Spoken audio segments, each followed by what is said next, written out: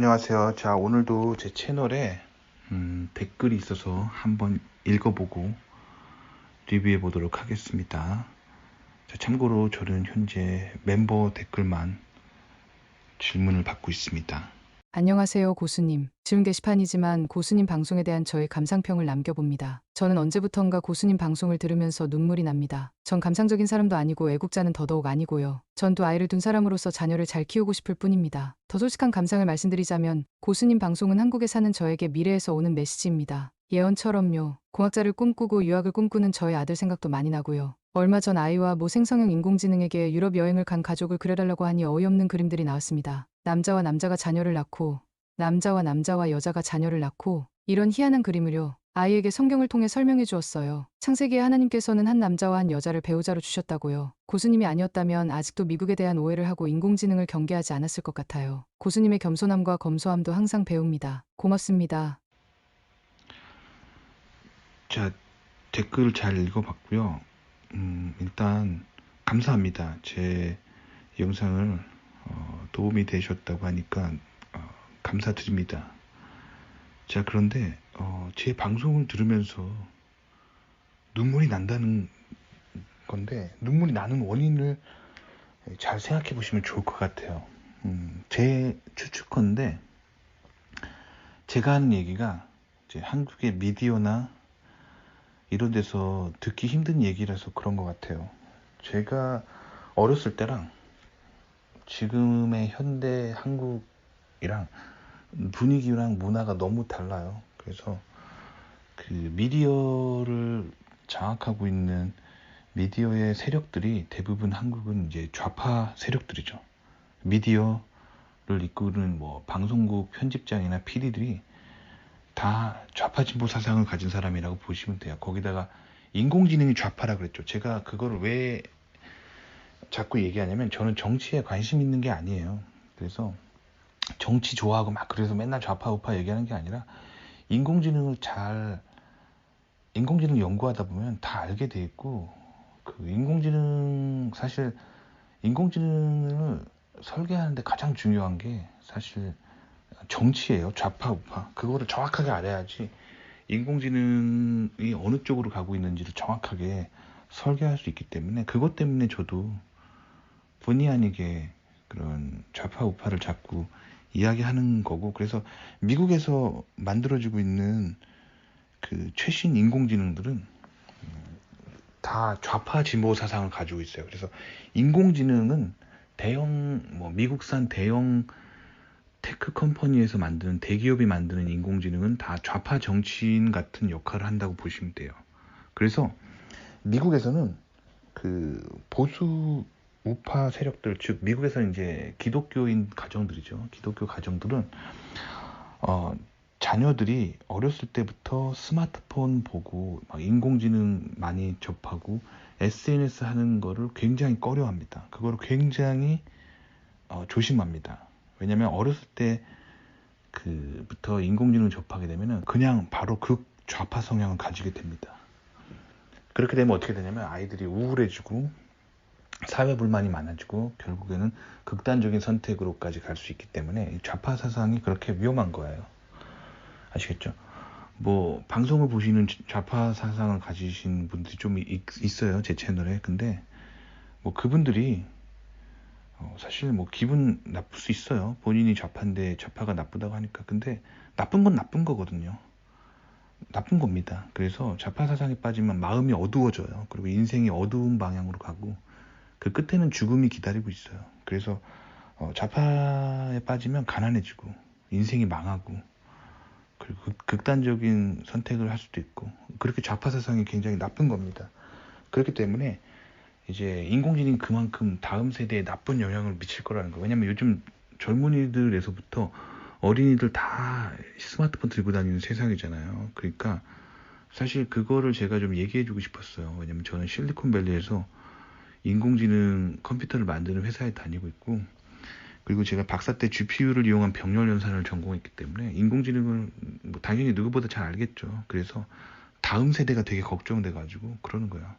특히 다음 세대 다 중요하지만 다음 세대 중에 제일 중요한 사람이 누굴까요? 제 아들입니다. 제 아들이 너무 중요하죠. 너무 사랑하죠. 그래서 저는 제 아들을 어떻게 키우냐면, 제 아들은 스마트폰이 뭔지를 몰라요.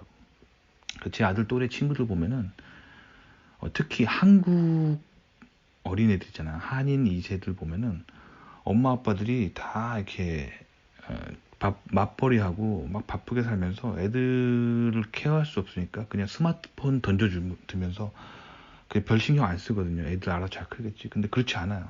2세들이 다 망가집니다. 그래서 왜냐면 인공지능에 어린 나이에 노출되면 노출될수록 굉장히 정신 건강에 안 좋고 결국엔 자라서 이제 좌파 진보 사상을 가진 사람이 돼요. 좌파 진보 사상이라 하면 뭐 이제 친동성애적인 성향을 가지게 되고 그것 때문에 이제 동성애적인 성향이 생겨나고 폭력적인 성향, 뭐 범죄 성향에서부터 이제 뭐 공산주의적인 성향 뭐 이런 것들이 막 나타나는 게 다 컴퓨터 때문이에요. 아시겠죠? 그래서 지금 말씀하신 게 제대로 본 거예요. 얼마 전에 아이에게 유럽 여행을 간 가족을 그려달라고 했더니 어이없는 그림이 나왔다고 하셨잖아요. 뭐 남자와 남자끼리 자녀를 낳고 남자와 남자끼리 뭐 이렇게 남자와 여자가 이렇게 뭐 셋이서 가정을 만들어서 자녀를 만들고 이런 희한한 그림이죠. 이게 바로 이제 성가치 도덕이 파괴되고 있는 건데 그렇게 파괴되어 있는 좌파 진보 사상을 이제 인공지능이 계속 이렇게 흘리고 있는 거예요. 그럼 인공지능은 왜 이렇게 좌파 진보 사상을 좋아하냐면 이제 그게 돈이 되기 때문이에요. 그게 돈이 되는 거고 저도 방송을 해보면서 깨닫게 된 건데 님도 방송을 해보면 알게 될 거예요. 님 방송을 해보잖아요. 그러면 좌파 성향으로 방송하는 거랑 우파 성향으로 방송하는 거랑 좌파 성향으로 방송하는 게 수입이 굉장히 커요. 실제로 제 채널에서 제가 실험을 해본 적이 있거든요. 사회적 실험을. 저라는 인간은 똑같죠. 저라는 인간의 지적인 능력은 똑같아요. 그런데 제가 개신교인인 관계로 성경은 이제 좌파 사상을 반대하고 있거든요. 그래서 저는 제 종교 때문에 좌성향으로 가고 싶지 않아요. 그래서 항상 여러분들에게 우성향의 삶의 방식에 대해서 많이 얘기를 하죠. 그렇게 했을 때 제가 지금 구독자 11,000명 되는데 그렇게 했을 때 한 30만 원 정도 수입이 나와요. 근데 저도 궁금해서 사회적 실험을 해본 적이 있어요. 한 달 제가 정해놓고 그 달은 제가 좌파 진보적 스탠스로 그러니까 뭐 제가 그런 사람은 아니지만 저도 이제 각종 인공지능을 이용해서 실험하는 걸 좋아하기 때문에 좌파 진보 스탠스를 가지고 좌파 진보 성향의 미디어처럼 방송을 한 적이 있어요. 그 달에 제가 얼마를 찍었냐면 160만 원 정도 벌었으니까 150 얼마였거든요. 한국 돈으로. 그러니까 5배 정도 퍼포먼스가 나는 거죠. 그러니까 그래서 미디어가 요즘 그렇게 TV만 틀면 다 좌성향인 거예요. 좌성향으로 해야 돈을 많이 벌어요. 그럼 왜 좌성향으로 해야 돈을 많이 버냐면 이 세상에 80%의 가난한 사람과 20%의 부유한 사람으로 구성되어 있는 게 우리 사회잖아요. 그렇기 때문에 자꾸 부자들을 비판하고 가난한 사람이 하는 것들이 다 옳다고 얘기하면서 세상을 좀 삐딱하게 하면서 이제 권력에 대한 무한 비판을 하고 막 그러면서 이제 막 그런 삐딱한 시선으로 자꾸 얘기하잖아요. 그러면 가난한 사람들이 되게 좋아합니다. 그것 때문이에요. 그러니까 가난하든 부자이든 다 똑같은 개인 방송 어카운트이기 때문에 그 광고 수는 결국 쪽수가 중요한 거거든요. 클릭수를 유도하기 위해서 세상에 많은 미디어들이 계속 좌성향을 띠고 있다는 거예요. 근데 인공지능 때문에 이게 가속화된다는 거예요. 그래서 저는 다음 세대가 되게 걱정되는 게 님도 이제 자녀를 키우시고 저도 자녀를 키우는데 이제 저희 세대까지만 해도 뭐 제가 어렸을 때는 그렇게 심각하게 좌성향이지 않았어요. 그런데 이제 뭐 지금 자라나는 세대들이 이제 큰 어른이 되면은 이제 사회는 굉장히 인공지능이 드라이브하는 이제 테크노 좌파 진보 사상 때문에 이제 굉장한 그런 빅브라더 세상이 올 거예요. 그래서 세상의 모든 사람들이 다 좌성향의 미디어를 보면서 다 왼쪽으로 편향된 세상에서 그렇게 살게 되겠죠. 그래서 동성애가 굉장히 오픈되고 그리고 이제 사회주의적인 것들이 사회주의 공산주의가 다시 고개를 들 거예요. 사회주의 공산주의는 사실 미국과 소련의 냉전에서 미국이 승리함으로써 사람들이 공산주의 사회주의가 이렇게 나쁜 거구나라고, 그리고 별로이구나라는 걸 증명한 거였는데, 그래서 공산주의 사회주의는 이제 끝났나 싶었는데, 이제 인공지능이 드라이브하는 미디어 때문에 이제 다시 그 마르크스 레닌주의적인 좌성향이 고개를 들 거라는 거죠. 그래서 마르크스 레닌주의가 판을 치게 되고, 동성애에 굉장히 오픈 마인드가 되고, 이렇게 다 가는 게 이제 결국에는 이제 인공지능이 가지고 있는 좌파 진보 성향 때문이죠. 그래요. 그런 거기 때문에 저는 다음 세대가 굉장히 걱정이 됩니다. 그래서 다음 세대가 굉장히 반성경적인 세상이 펼쳐지거든요. 다음 세대가 살아갈 세상들은. 그래서 저는 제 아들에게 인공지능 시대에 살아남는 법을 가르쳐주고 있어요. 그래서 님도 자녀가 있다고 하니까 제가 요약을 하나 해드리자면, 일단 스마트폰을 멀리 하세요. 스마트폰을 사주지 말고요. 뭐 사주셨다면은 그거는 어떻게 그거는 알아서 하시고요. 저는 이제 제 아들한테는 스마트폰 안 사줍니다. 안 사주고 있어요. 그리고 이제 종이책을 많이 읽게 하고, 종이책으로 주로 공부하게 하고, 이제 스마트폰이나 타블렛 PC 같은 앱으로 공부하는 거 전부 차단하고 있고요. 못하게 하고 있고요. 그 다음에 가장 중요한 거는, 책보다 중요한 거는 사람과 대화하고 사람과 인터액션 하는 거예요. 그래서 저희 아들 같은 경우는 뭐 그런 운동 같은 거 있잖아요. 막 축구나 이런 거 필드에 나가서 친구들이랑 할 수 있는 거, 뭐 축구나 아니면 뭐 이렇게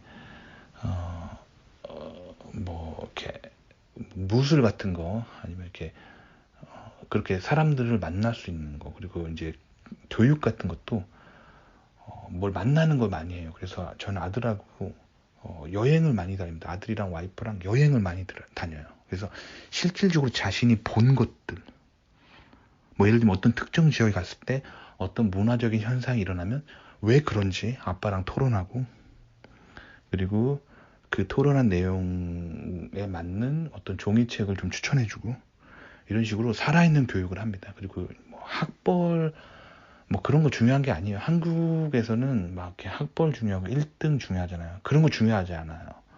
저는 아들을 세계적인 인재로 키워야 되는데, 제가 실리콘밸리를 비롯한 미국의 정상에서 만난 천재들의 특징이 뭐냐면, 어렸을 때부터 성적이랑 상관없이 공부한 애들이에요. 학벌이랑 상관없이 자기가 좋아하는 걸 한 애들이 성공해요. 그래서 저는 아들을 뭐 명문대 보내고 박사학위 보내고 싶은 마음 없어요. 근데 본인이 박사하고 싶다면 뭐 보내야겠죠. 근데 제가 강요하고 싶지는 않아요. 근데 저희 아들이 아빠 닮아가지고 과학을 되게 좋아하는데, 아들이 곤충에 관심이 굉장히 많아요. 그래서 저는 어떻게 했냐면, 아들을 데리고 일단 뭐 산이나 들에 곤충 채집하는 거, 전문적으로 곤충 채집하는 활동을 아들이랑 하고 있고, 나중에 땅을 좀 사가지고 조그맣게 곤충 팜을 만들 거예요. 그래서 애벌레부터 키워가지고, 좀 곤충 중에 좀 비싼 곤충들이 있거든요. 뭐 예를 들면 일본에서는 뭐 예를 들면 톱사슴벌레 같은 거 있거든요. 일본산 뭐 톱사슴벌레 같은 거는 뭐 한 마리에 몇십만 원에서 몇백만 원도 하거든요. 근데 그런 거 이제 키워가지고 막 이렇게 팔아보기도 하고, 뭐 이런 식으로, 그러니까 책에서만 배우는 경제학이 아니라, 책에서만 보는 과학이 아니라 직접 체험해보고 그걸 팔아보고, 뭐 이런 것들을, 살아있는 걸 가르칠 거예요. 왜냐하면 앞으로 다가올 시대는 이제 인공지능 때문에, 솔직히 말씀드리면 저처럼 인공지능을 공부한 박사 이외에는 전부 다 기계가 대체되는 극단적인 세상이 올 거예요. 그러니까 사실 저는 굉장히 미래가 밝은 거죠. 근데 저는 인공지능 하면서 느끼는 거는, 저는 어렸을 때부터 컴퓨터를 좋아해서 이걸 하긴 했는데, 지금 현재 인공지능이 가는 방향성이 결국엔 사람을 굉장히 힘들게 하고 이 세상을 디스토피아로 몰아가잖아요. 그래서 저는 인공지능 테크놀로지가, 뭐 기독교적으로 봤을 때 인공지능이 사탄은 아닌데, 인공지능의 알고리즘이 굉장히 사탄적인 속성이 있어요. 그래서 기독교인으로서 이제 너무 인공지능에 깊이 발담그지 않으려고 노력하고 있고, 그래서 저는 일반적인 컴퓨터 기술을 하려고 되게 노력하고 있어요.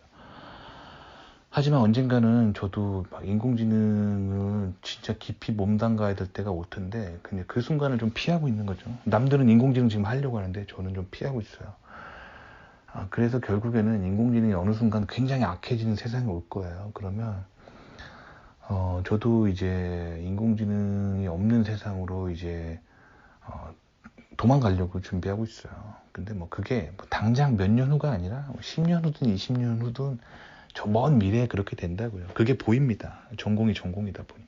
그래서 마지막에는 자기 땅을 가지고 농사를 하고 뭐 회사에 취업하지 않고 스스로 먹고 살 수 있는 사람들이 마지막에는 살아남게 돼 있어요. 그래서 제 아들이 이제 중년이 됐을 때 세상은 그렇거든요. 직장이 없을 거예요. 오로지 컴퓨터공학, 인공지능 전공한 사람만 갈 수 있는 인공지능 회사만 있을 테고 나머지는 다 기계가 일하고 있고 인간은 굉장히 비참하게 살고 있는 세상이 펼쳐지거든요. 그런 세상이 왔을 때 이제 제 아들이 뭐 제가 죽고 나서 살아가야겠죠. 그러면 그에게 이제 자기 땅을 소유하고 스스로 자급자족할 수 있는 어떤 그런 땅에서 농산물 같은 거를 스스로 해가지고 먹고 살 수 있도록 뭐 근데 그것도 사실 뭐 스마트팜 같은 뭐 그런 자동화된 기술이 있어야 편하겠죠. 뭐 그런 거 가리키고 네트워크가 차단된 채 이제 자기의 어떤 인공지능과 차단된 채 이렇게 살 수 있는 그런 공간을 만들고 자기가 스스로 사업을 하고 자기가 스스로 뭔가 기업이나 이런 데 의지하지 않고 돈을 벌 수 있는 뭐 그런 사람으로 좀 양성하려고 하고 있어요. 앞으로는 그런 시대이기 때문에.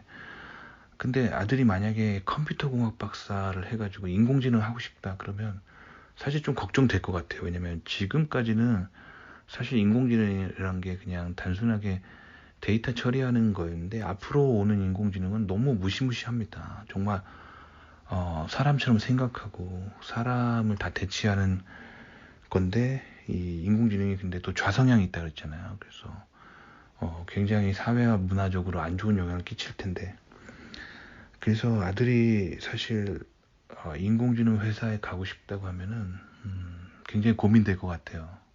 저도 왜냐면 제가 발을 빼려고 하고 있는 상황이기 때문에 뭐 그렇습니다. 그래서 인공지능이 굉장히 큰 악한 존재로서 미래 사회엔 다가올 거라는 거죠. 그래서 아들에게 사실 기업이나 이런 데 의지하지 않고 뭔가 생명을 스스로 다루면서 먹고 살 수 있는 거를 좀 가르치려고 해요. 그래서 아들에게는 좀 바이오테크놀로지 위주로 가르치려고 해서 농사 기술에서부터 곤충을 이용해서 뭔가 혹은 이런 약초나 허브를 이용해서 약재 같은 거 만들 수 있는 그런 자영업을 할 수 있는 사람으로 좀 비즈니스 하는 사람으로 좀 키우고 싶어요. 그게 앞으로 남은 시대에 크게 사악해지지 않고 살아갈 수 있는 방법 중에 하나거든요. 그래서 뭐 그런 것들을 가르치려고 합니다. 우리 다음 세대가 굉장히 걱정이 돼요. 물론 아들에게 이제 신앙적인 교육을 굉장히 해야겠다는 생각도 하고 있습니다. 그래서 뭐 제가 자녀를 어떻게 키우고 있는지 좀 공유를 해봤습니다. 도움이 되셨기 바랍니다.